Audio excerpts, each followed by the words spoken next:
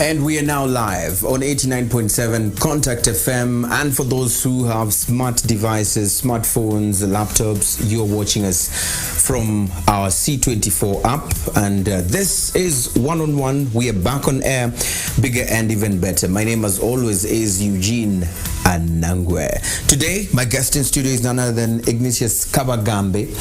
Been a long time coming, and of course, he is the former Media Development Projects Coordinator at Rwanda Governance Board, and also one of those who have been practicing journalism here in Rwanda. Kabagambe, welcome to One-on-One. Thank you so much. Greetings to the fans of One-on-One. Right, and we are also expecting none other than the Secretary General of the Rwanda Association of Journalists, that is none other than Mr. Edmund Kajire.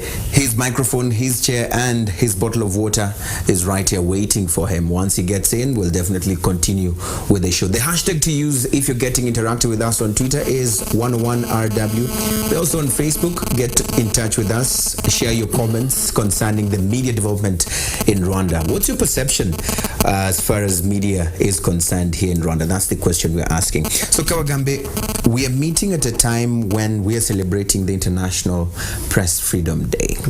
When we talk about Rwanda, is there anything to celebrate from your perspective, from what you look at in terms of the media today and what it was before? Is there much to celebrate today? Yeah, we can celebrate first of all for the new look of this studio, because when I've been coming here for some time, for a number of years actually. I think I first came to this studio of Contact FM probably 5 years ago or so, maybe could be even more, maybe 6 years ago. This looks more fabulous. It's quite neat. Now I can see a screen, and now I heard so that's for you. I heard you talking about. It seems like it's now radio and TV. And TV, yes. And so that's development. That means this Contact project has been making some money. That means the programs you're running are attracting more viewers and more listeners, and advertisers are coming in, and the money coming in is being put back, and so for me, I think even using that single project as an example, Contact TV, Contact FM, the Contact project, is something to celebrate. But there are many more. There are many more things to celebrate apart from media enterprises that have been mushrooming: newspapers, radio stations, online publications, and TV stations. I'm talking about Contact TV, but there is Lemigo, there is Yego, there is Family TV, there is TV1, there is how many more? I mean, all these were not there just a few years ago, and so I think there is the fact that we're witnessing the coming up of new media outlets. They are coming and staying up, and they're increasing in number, which means also the base from which they are getting sustenance from is growing. I mean, the economy. So I think there's something to celebrate, and that could mean that also the laws and the policies the media laws and the media policies, that means they must also be good, because they are the ones that you guys are basing on to do your business. What we're doing today. So I think there's something to celebrate. I've let you extensively explain your reasons as to why there is need to celebrate when we're having this International Press Freedom Day. You have extensively even talked about the fact that we're having a rise or an increase in numbers of media outlets in the country. But critics will say they are, yes, rising, but they may not be able to sustain themselves and keep up the quality based on various factors. Factor number one is the fact that having the qualified people to be able to sustain that quality that people are expecting to watch on their TVs with the coming of new TV sets or new TV stations. Number two, the issue of the market. You know, the private sector is still growing, and we have very few players who are injecting their funds through the media in terms of advertising and all that. So there seems to be not so much to celebrate from a quarter or a section of those in the media industry. Your take on this as you look at your role as well when you were at RGB as a person who was coordinating media development in this country? So critics are going to be there, they're going to be skeptical, but you know, probably listening to critics is one thing, but also looking at what the willing investors are doing is another. And I think I would be listening to a potential investor who would be, if a potential investor was the one having those concerns. But even then, if Albert, that symbol, was the one having those concerns, where I would listen. But even then, I think he wouldn't have the concerns and then introduce a TV station, because the TV stations I just talked about and other media, new media outlets I just mentioned, people do their feasibility studies before getting into the market. Yes. And so they don't put their money where they don't think they are going to recoup their money and where they are going to get the returns. So they make they do their due diligence, and they look at the growth. They look at the economy that is growing for the last 10 years at an average of not less than 7%. And they say this money is somewhere. The new businesses. Actually, the coming up of new media enterprises is a response to the coming up, the mushrooming of other business enterprises. The private sector is becoming more competitive, and there is more money to make.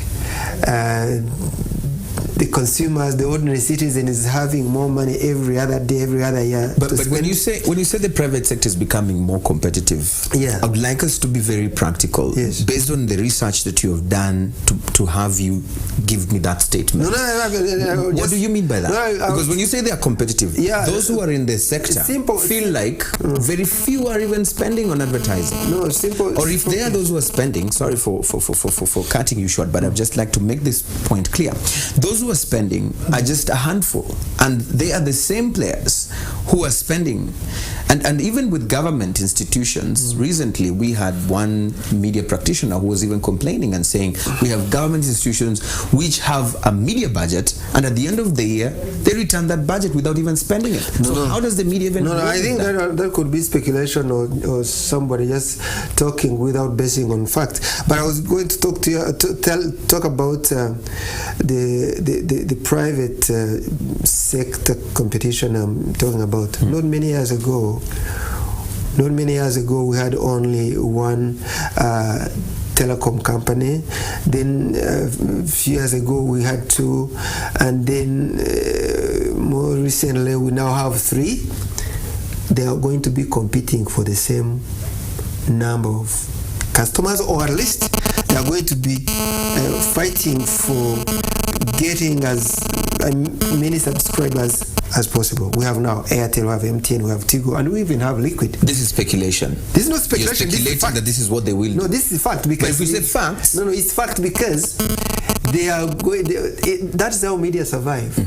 They survive on the private sector companies that are doing the same thing, and they are trying to be number one in the market. But you know, you've only spoken about telecoms, and this is what I've said earlier on. Yeah. We only have... Okay, let's talk about banks. Let's talk about banks.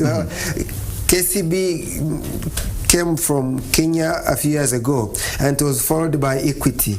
And you know why I&M Bank came to and bought BCR? And you know, EcoBank bought BCDI, and Bank of Kigali has been expanding. Look at how they are expanding. How many of their adverts have you seen? Let's talk of the national broadcaster. How many of their adverts have you seen on the national broadcaster? Because let's talk of a platform which probably most of us are watching. Let's not go private, because probably they will say they have their choice of going to a private. But let's see the national broadcaster. Have you seen any of their adverts out there? National broadcaster. No. We are talking about, actually, we shouldn't be talking about the national broadcaster. You're talking about Rwanda Broadcasting Agency?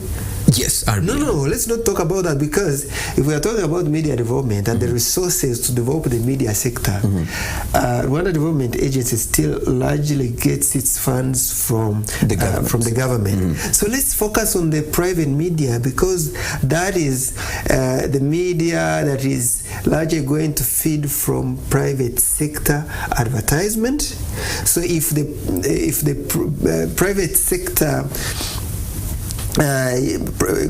if businesses in the private sector are increasing, like we just talked about the banks and telecom companies, it means the media sector is also going to thrive, because as they find, Rwandans are increasing in number and the economy is growing, so there is more money to spend. So the banks want to have more customers, and the telecoms want to have subscribers, and the breweries. We had brewery those days. Now we have Skol, and there are other East African beer enterprises that are operating here. I mean, I think I'm just mentioning a few, but when you have an economy that is growing at an impressive rate over a decade, that means there is money. The reality on the ground seems to be very different, Kabagambe. Which ground? Tell me where the reality on the ground. When we talk of the coming in of banks, when you talk of the telecoms and the competition among them, when you talk to several media houses or journalists who are actively involved, or people who are actively involved in the sales and marketing of these institutions, they will tell you we're not being able to eat from the cake, or made for all these people. Are you one of those people saying let me tell you this. The reason why they say this is some of these telecoms feel like they have a monopoly already. I mean, we already have the numbers. We're already okay. And some of them are even cutting their budgets for communication.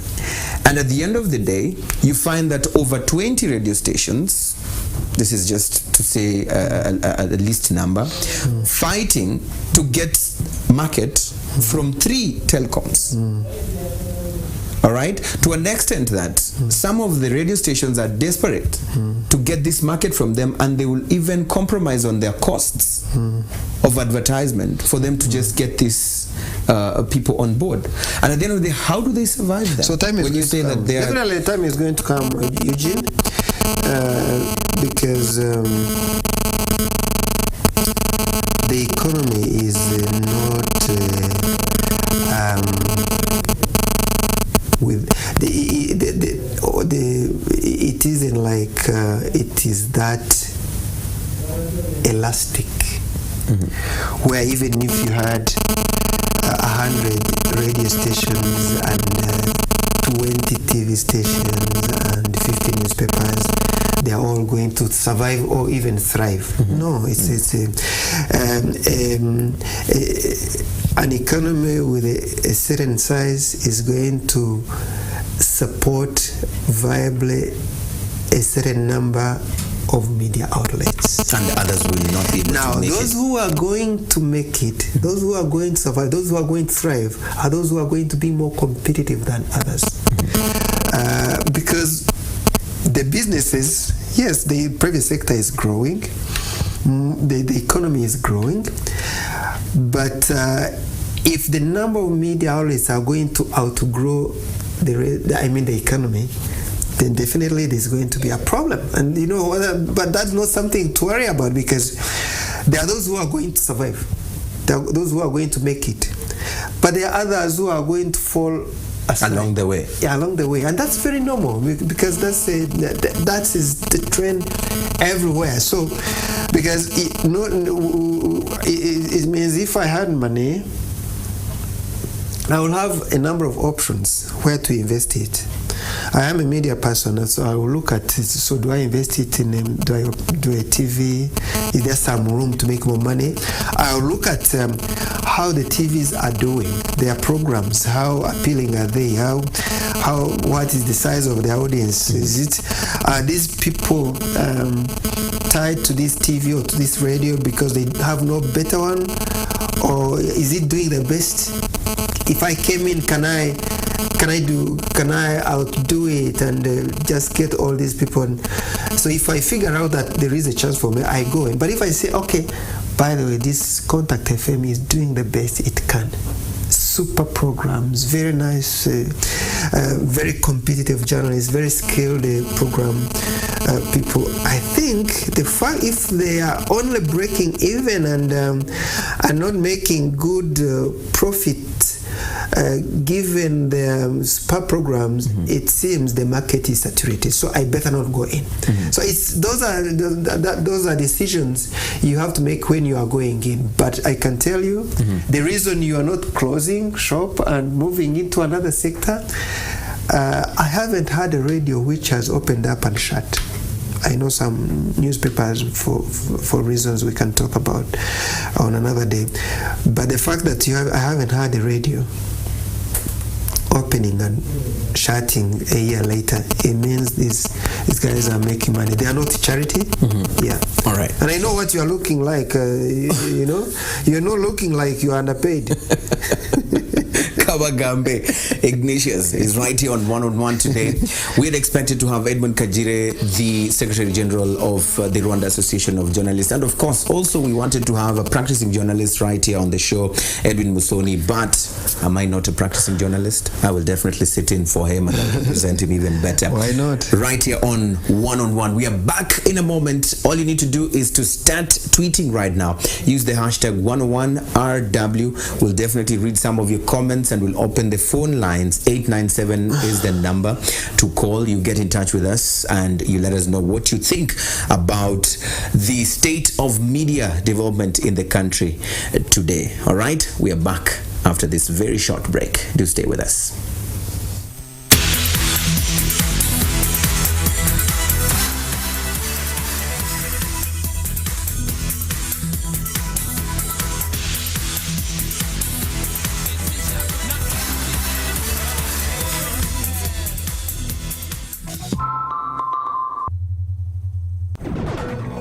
ushobora kubikuza kuri ATM z'abanki ukoresheje MTN Mobile Money. Gana imwe muri izi banki maze ubashe gukoresha iyi service. Access Bank, GT Bank, I&M Bank, Urwego Community Bank, BRB ndetse n'izindi zizabageraho vuba. Kanda akanyenyeri 8 akadirishya uhitemo serivisi za banki. Ushobora no kohereza amafaranga hagati ya konti yawe ya banki via MTN Mobile Money. Iyi service wayibona kuri I&M Bank, KCB Bank ndetse n'izindi zizabageraho vuba. Injira mu isi nshya y'amafaranga meza.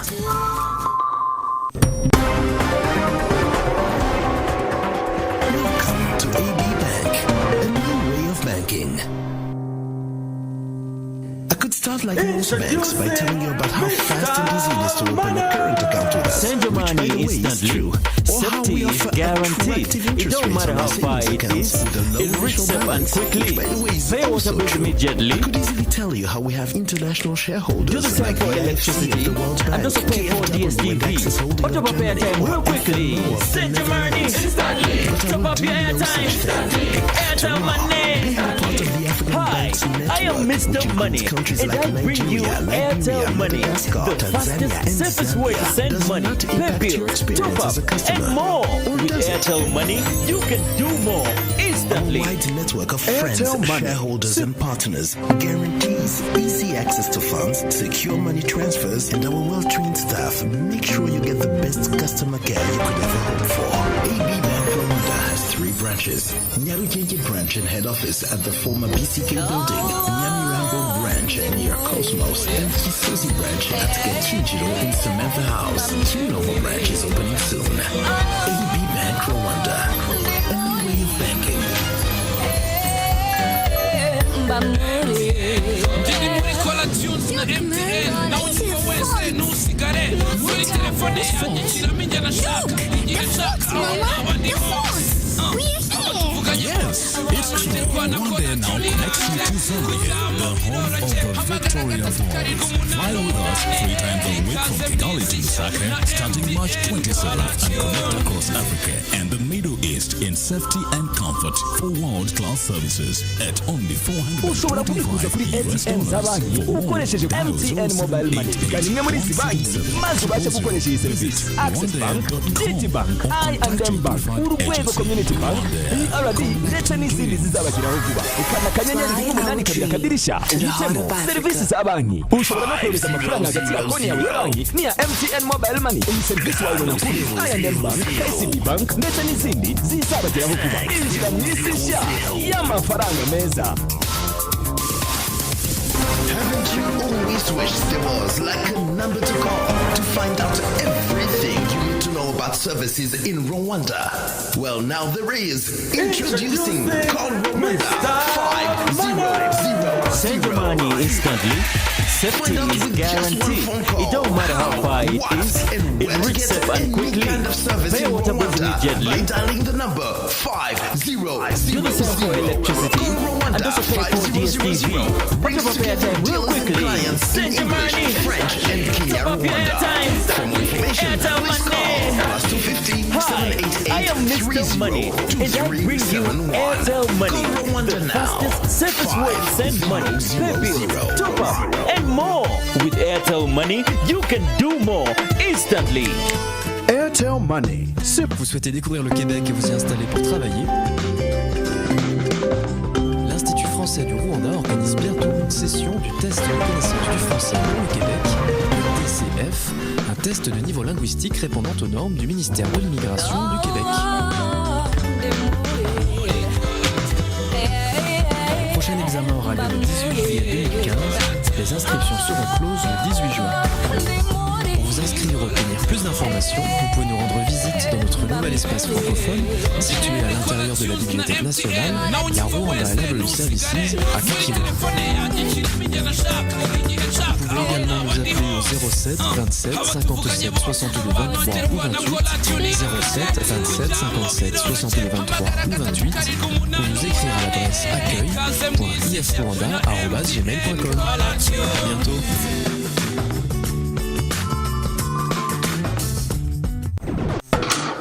ushobora kubikuza kuri ATM z'abanki ukoresheje MTN Mobile Money. Gana imwe muri izi banki maze ubashe gukoresha iyi serivisi: uratinyuka kugavura umusaza nkanjye. I&M Bank, Urwego Community Bank, BRD ndetse n'izindi zizabageraho vuba. Ukanda akanyenyeri 8 kabiri akadirisha uhitemo serivisi za banki. Ushobora no kohereza amafaranga hagati ya konti yawe ya banki n'iya MTN Mobile Money. Iyi serivisi wayibona kuri I&M Bank, KCB Bank ndetse n'izindi zizabageraho vuba. Injira mu isi nshya y'amafaranga meza. Koresha Airtel Money kanda akanyenyeri 1 8 2 akadirisha. Airtel Rwanda rwitiza. Nyuma ya Amerika, Asia n'Uburayi, Kabagambe Limited yishimiye gusesekara. Send your money instantly. Safety is guaranteed. It don't matter how far it is. It reaches safe and quickly. Pay water bills immediately. Smartphones za rurangiza. Do the same for electricity and also pay for DSTV. Top up your airtime real quickly. Send your money. Top up your airtime. Airtel Money. Hi, I am Mr. Money, and I bring you Airtel Money, the fastest, safest way to send money, pay bills, shop up, and more. With Airtel Money, you can do more instantly. Airtel Money. Kakiguhana impano ishimishije. Let's go to Kenya, Rwanda, Tanzania. Sibyo gusa kandi kuko Kabagambe Limited igufitiye frigo nziza zigezweho zigatwara umuriro, televiziyo za flat zo mu bwoko bwa LED ziri ku isonga mu kugira amashusho akeye, apareye bita TV box ucomekaho televiziyo yawe igakora nka smart TV, byose ku biciro bishimishije. Konka ikorera i Kigali mu mujyi rwagati aho bakunze kwita Deveopment muri KCT, iruhande rwa KCB no muri Simba Supermarket. Konka Group Limited. Wow! Iyi promosiyo uri gucika.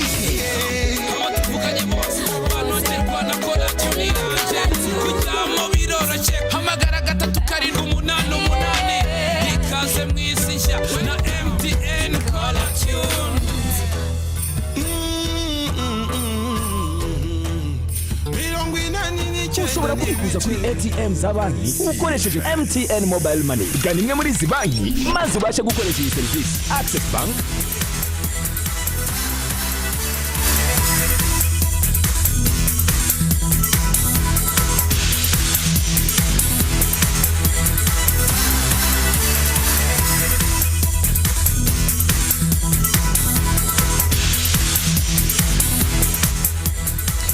and we are back.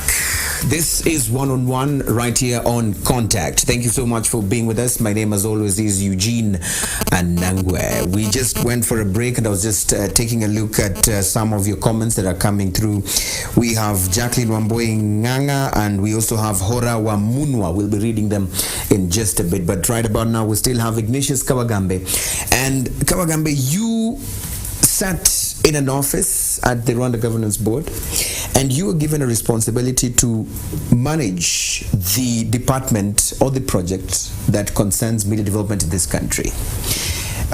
You have since left. You're no longer in that particular position, but would love to look at your time there. What exactly were you able to do to contribute to the development of this country's media industry? Because there are people who feel like there must have been a reason as to why you were not retained for that position or given another position that would allow you serve the same purpose. What happened?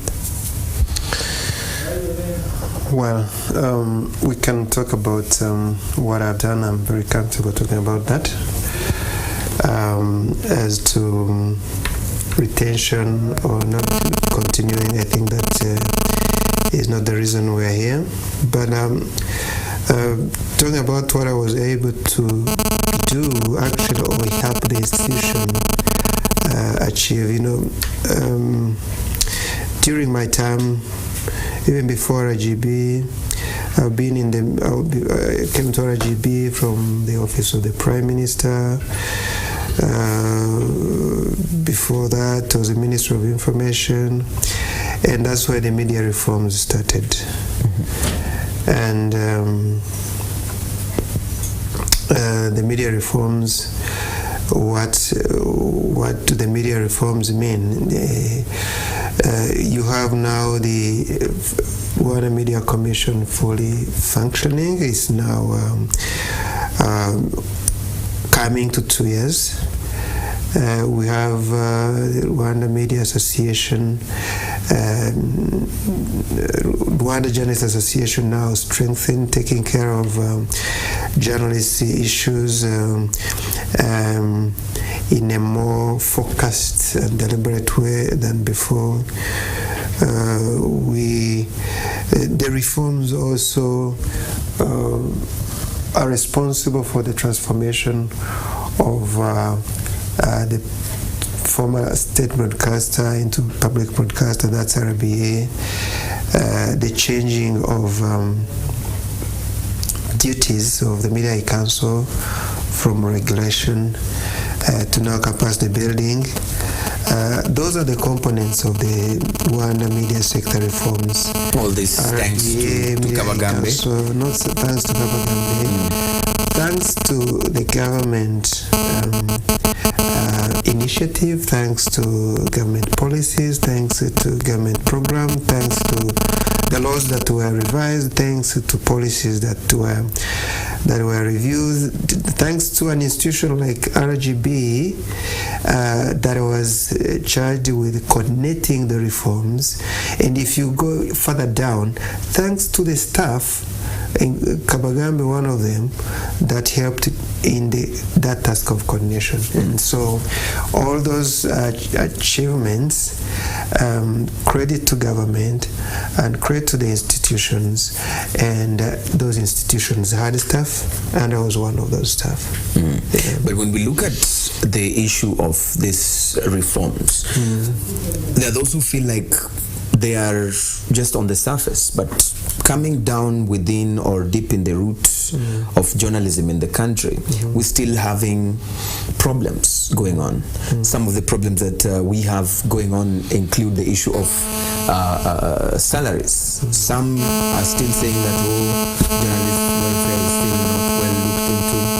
We have journalists who who are not able to practice journalism of high quality because they don't have the enough skills to be able to manage the growing pace of the sector.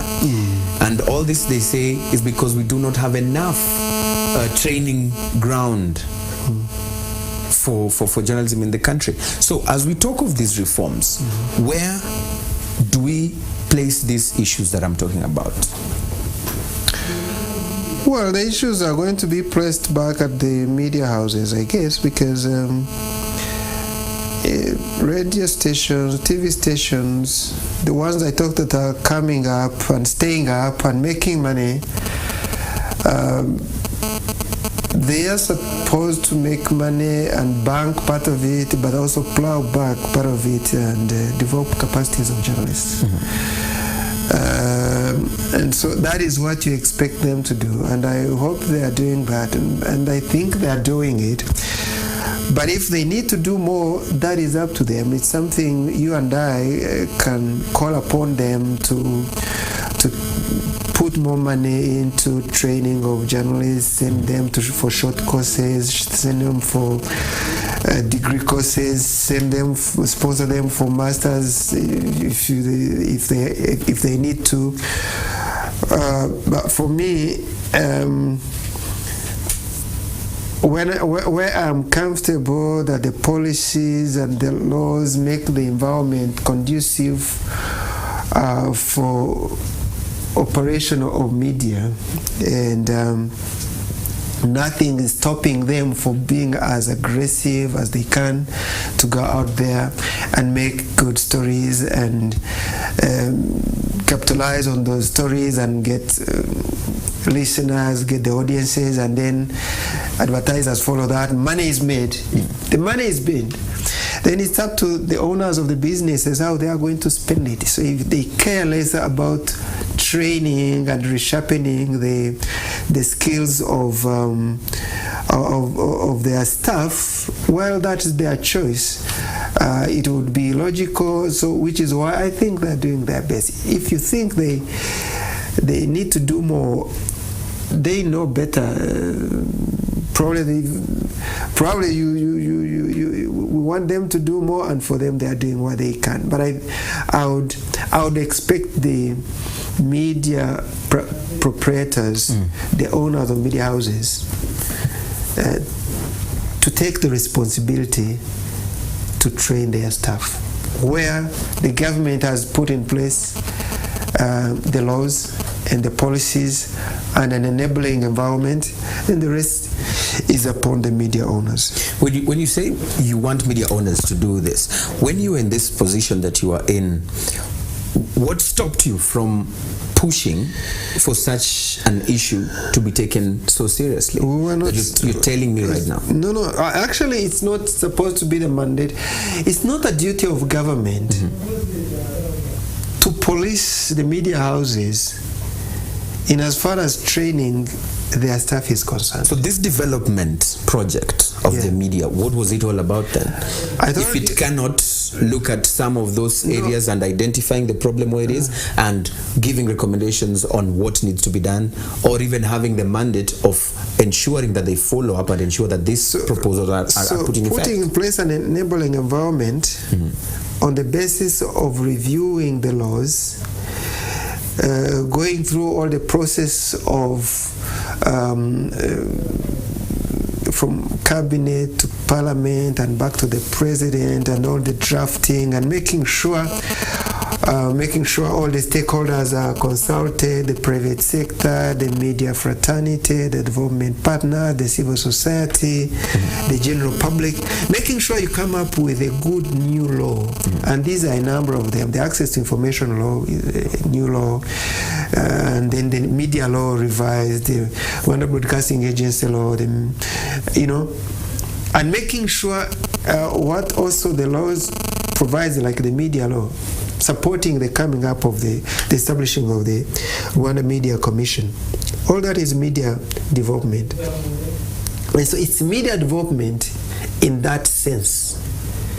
coordinating those activities that were scattered in different media-related institutions, but also in a special way support the creation of the Rwanda Media Commission, because that was non-existent at all.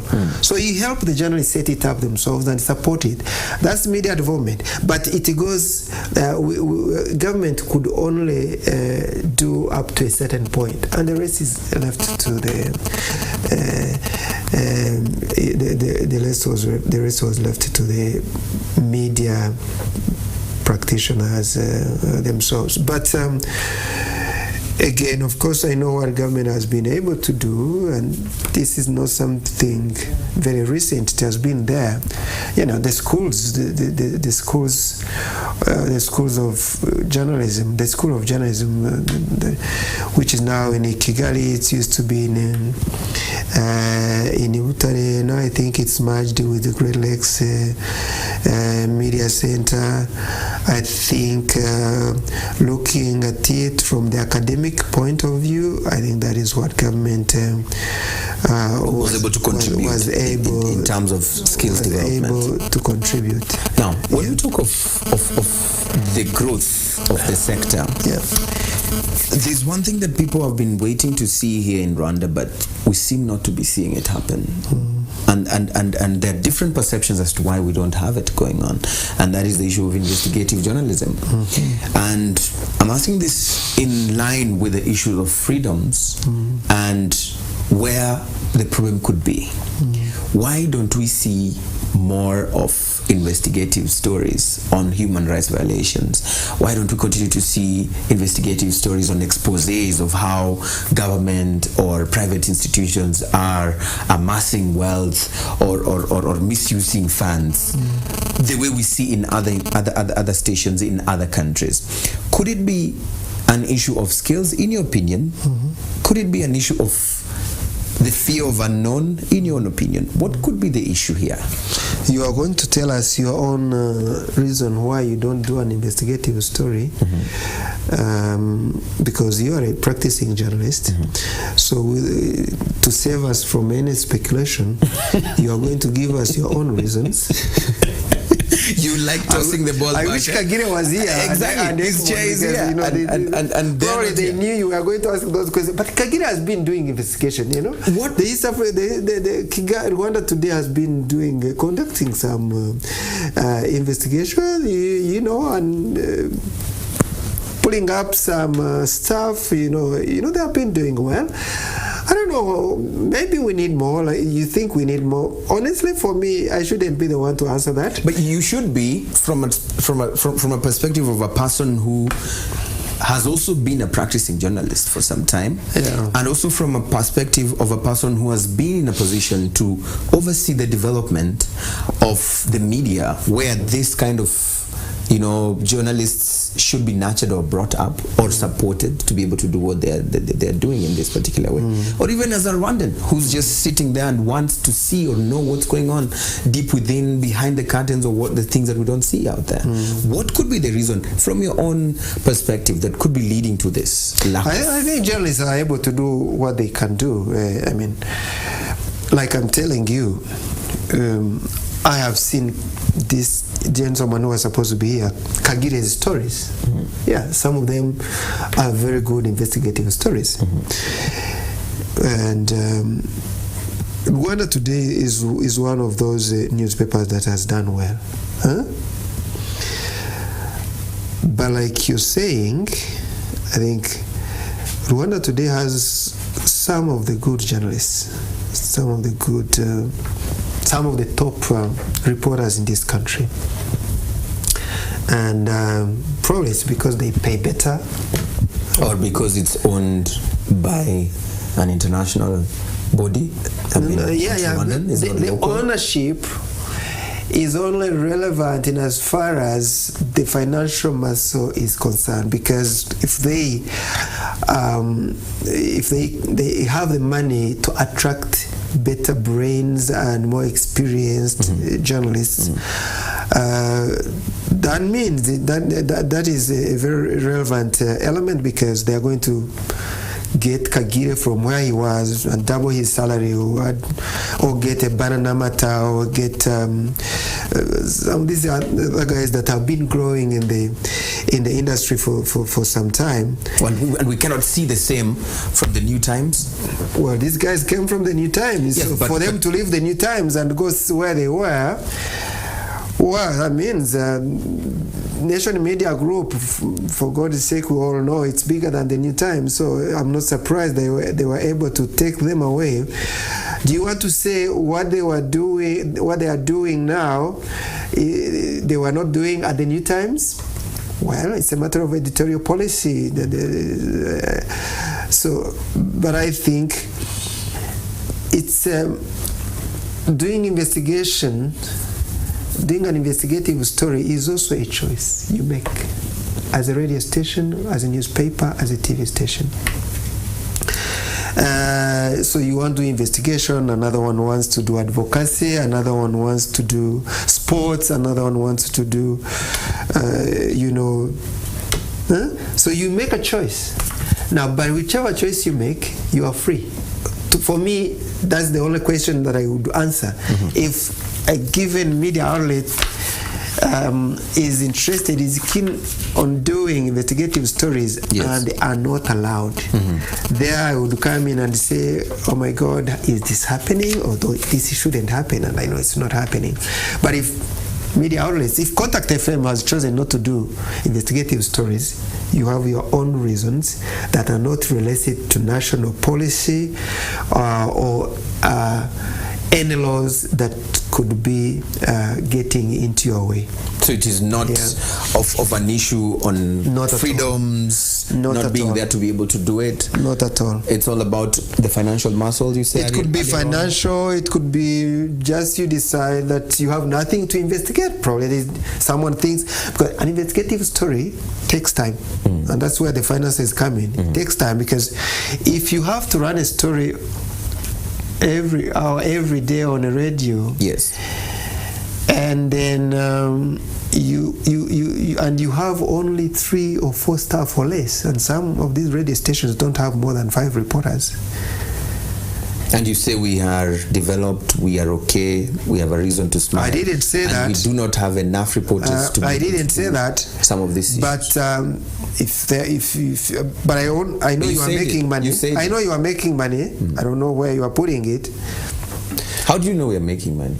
Yeah, because I can see you are progressing. I know the last time I didn't see all these cameras. Where did this money come from?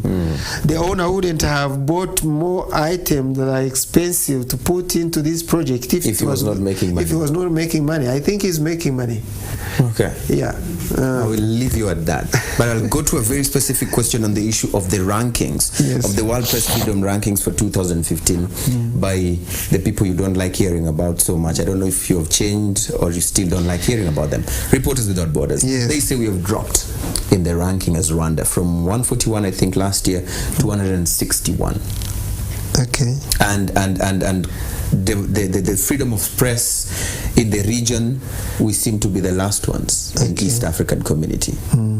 How do you think about that? I really don't think we should care about that, because Reporters Without Borders is always going to score us and rank us as badly, as poorly as possible. Because we have been progressing in more ways than one. And talking about liberties and freedoms and access to information and regulation of media and capacity of media, we have been making progress. The only institution that never seemed to recognize that is Reporters Without Borders. And this is something that they have been doing over a long period of time.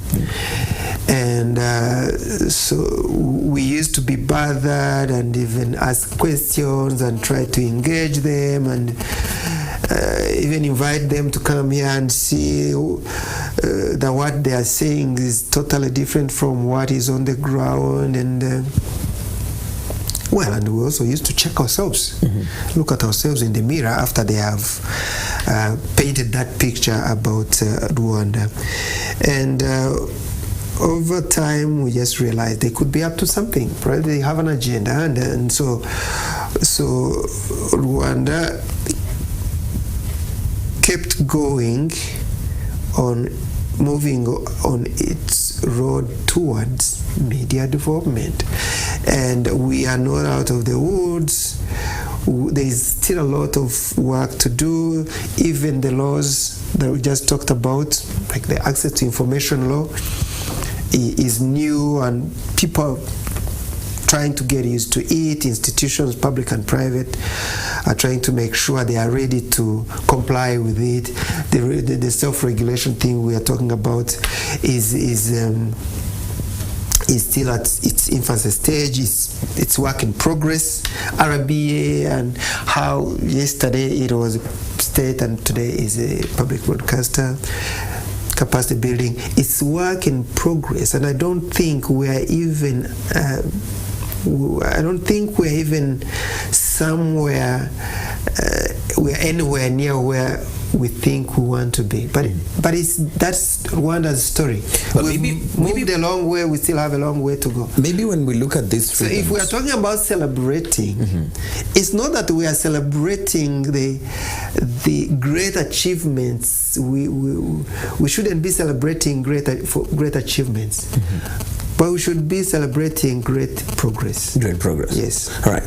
Because when they look at these rankings, maybe if we flip the coin a bit and say, let's look at the issue of this ranking and put aside the perception that we are talking about the government muzzling the press, but look at the freedoms in terms of financial freedoms, being able to have high quality journalists as a component of having a free press, a press that you have the audiences being able to get value for money, when it comes to what they watch, what they see. They feel like we're having a return on investment when it comes to the trust in the media. Do you feel that we are free when we look at it from that angle? Because earlier on we talked about the financial muscle issue. You said certain media houses have the financial muscle and others don't have, and therefore they're not able You are not free. So we are not free. Financially you are not free. Why? Because you don't have enough money to do as much as you would have loved to do. But it's also because making money is a process. Because there is no tree you are going to plant in January, and by April you are harvesting money. It's an investment. You might even have 5 years where you are moving to this point where that you call breaking even. You are making losses in the first 5 years. You reach somewhere where you are now the money you are putting in is equal to the money that you are bringing in, and then beyond that you begin to make more than you are spending, and that is called profits. And so that can take time. So maturity of a certain business venture can take even 7 to 10 years. And media is one of those things. So I want to say that that freedom is not yet attained by a number of media outlets. So they are trying to make it, especially if some of them didn't start with very good business plans, so must be struggling. Barahuzagurika, some of them, and so it was always going to take time. So if we are talking about that financial freedom, it's not yet achieved. Some of them are operating, very few. Yeah, but it's the size also of we are talking about where they are getting the revenues from the private sector. You know how narrow it is. This is not Kenya. This is not even Uganda. Kabagambe, you seem to be now turning and changing the statement you made earlier on, especially on the private sector. Earlier on, you're so optimistic about the competition, about the chances, and about the chances, about the opportunities. I asked you, is this a perception or this is the reality? And you were very vocal and said this is the reality. But you also, But now you're saying this is not like Kenya. We don't have a vibrant. Let me put it private sector. This is what I was saying. Let me put things into perspective for you, so that the listeners will, having opportunities doesn't mean that you have it all. So I was talking about the opportunities that are there. I was talking about the reason for staying in. I'm talking about even what I just explained, that you can make losses in the first 5 years. Yes. But thereafter you make money. And so even when we have those telecom companies and banks and construction companies and and the cement producing companies and and even the public sector, even when you have those, you can still struggle, especially if you have a certain number. The struggle will be less. The struggle will be less if you had more of them, and they are more active in spending. But I will tell you, even in Kenya, you will find there media houses which are struggling. Even in Uganda, but the rate of their struggle is not the same. No, you are going to find them struggling. Yes. Probably you are going to find a difference there. That people, some of them are not going to go in there because they know there's no more room. They will not survive. They will not survive because here you still have people who are coming in, and most of those who are complaining that they are not making money at all, and most of them are newspapers. Shouldn't have gone in the first place. You're supposed to know the size of the market, and you're supposed to know to know the muscle you are entering with. Are you going to survive? Contact has survived. Kiss FM, I hear it. KFM, Radio Flash. We'll kick you out. We'll Radio kick you Dis. out. We'll kick you out. No, there are so we many. will kick you out. Why are you mentioning them here? No. I am mentioning them because you're asking me. So, but you are doing better than them. So, thank you. Yes. Thank you for that clarification. Let me read quickly, very, very, very quickly before we go. We have a post on our Facebook page, One-on-One RW. Yeah. We have a guy called Hora Wamunwa who says, because we had asked, what is your perception about the media industry in Rwanda today? Share your thoughts now and join us on the show. And this is what he said. There is simply no media industry in Rwanda, just a microscopic form of amateurist community of fellow hyper-motivated but broke and fragile fellows trying to be journalists. This is his perception about the media industry today. That we just have some broke fellows who are just trying to exist. And in his opinion, there's no media industry. And when you look again on some of the comments that are coming through, we still have others who are saying that the media industry in Rwanda is still on the low level.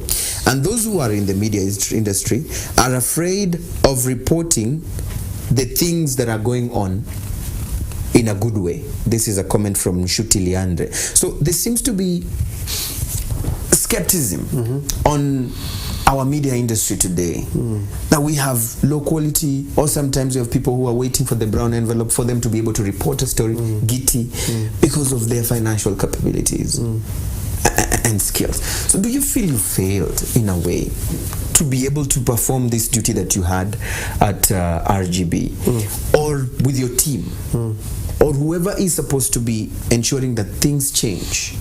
Do you feel like there's been a failure on those who are working on developing the media industry? No, there's no failure. There's no failure. There is an industry, contrary to what that gentleman is saying.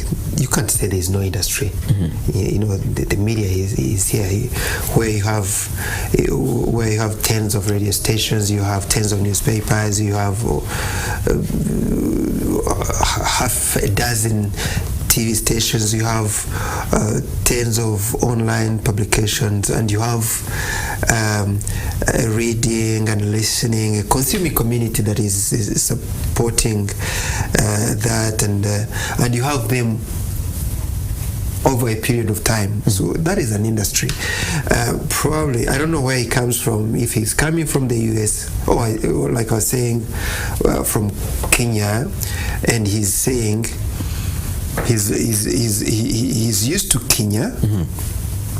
Now he's looking at Rwanda, and he says, because we are not like Kenya in terms of the size and the quality of the stories, and he says that's not an industry. He's mistaken. Yeah, Kenya is above us. But if America also looked at Kenya and realized there is a difference, and they would also say there is no media industry in Kenya. So we need to appreciate what is in place. We need to appreciate also where we are coming from. Where are we today compared to where we are 10 years ago, compared to where we were 21 years ago? And so for me, my celebration is not on the basis of how equal in terms of media development with those other worlds that I just talked about. My celebration and the celebration of the practitioners and the celebration of this country in terms of the media industry is looking at where we were, what we didn't have and what we have now. But looking at what we need to really be proud of the industry that is developed. I think we still have a long way to go. We still have a long way to go. This is a statement most people say, and it always looks like a hiding wall for saying that we are not really doing our best. No, we are doing our best, but our best is not good enough to put us where we want to be, say, like in 2 years. No. Why then? Why is it not your best? Why is your best not good enough to put you where you want to be? Now I will tell you. What are the issues that are stopping you from being there? Let's talk about the skills. What's stopping us from having good skilled journalists in Rwanda? What's stopping? No, I will ask you. You work here.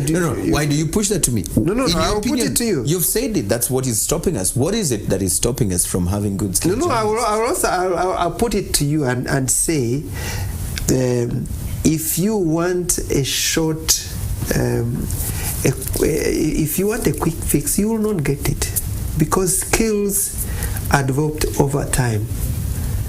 Because even the schools from where we get the training, you don't build a Harvard in 10 years. You would have to be a Qatar to put up a TV station that is as brilliant as Al Jazeera. We don't have the oil money, so we are not Qatar. So even RBA, you don't expect it to be like CNN in 5 years or even 10 years, because we are not America. So what's the timeline, in your opinion? When do you think the timeline, since you say 10 years is not enough? The timeline is going to depend on how our economy is going to continue growing, and that economy is the one that is going to keep supporting you guys in the private sector. And if you'll be making good money from the private sector and even from the public sector, so the future is unknown. It will from depend on you. It's unknown. It will depend on some because you factors. also may make money. Yes, you may make money from the media and decide to invest it in livestock. So that will be up to you. So if you are stationed somewhere, if you don't decide to put back in media and decides to take it to Kabagambe, be serious, please, man. I've seen guys here. They do it. They make money and they take it to rare rabbits and chicken instead of improving their sector. Yes, this is true story. You can quote me. Listen, I would like to ask you a final one, a very quick one. Yeah. Do you feel that we need to have the Ministry of Information back? Because I hosted here the president of the Green Party, and there's stuff that he said here on this show, which I'd like us to listen to. Yes.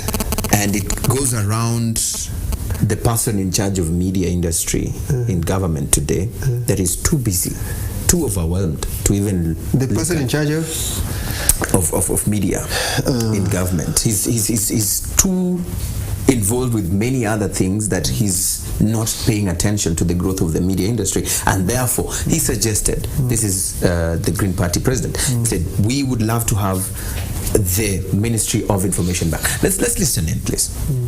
Because there's no father. We are now regulating ourselves. The father of the media now, Minister of Local Government, is too busy with the started districts, with governors, with what. They don't have time for media. So you still says we still don't have time for media. This is the Minister of Local Government.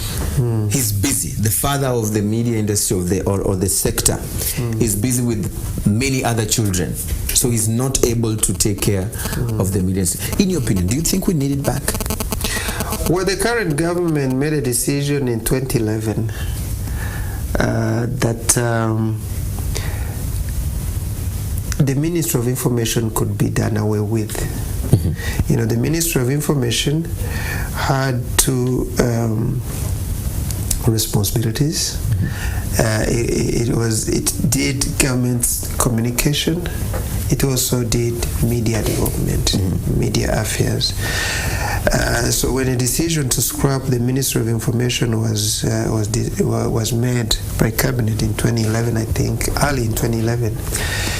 A decision was also made to create the Office of Government Spokesperson, and it's doing its job. And the other responsibility of media development was given to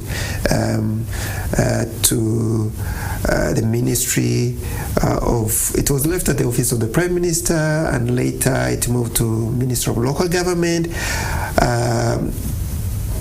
Actual work is done by RGB.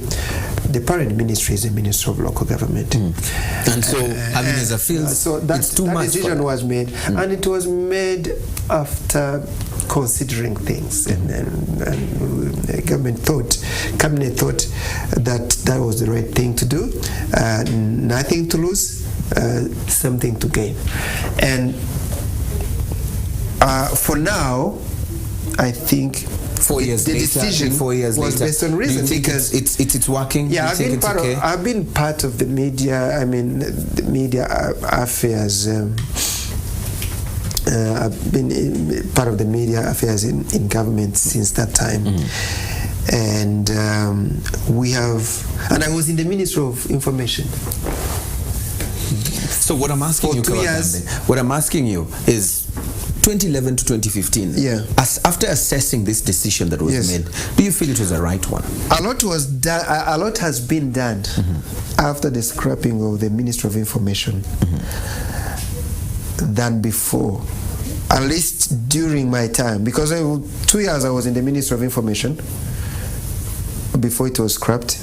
In 2.5 years I've been there, and I know what we have achieved. All these reforms, all the things I've been talking about, that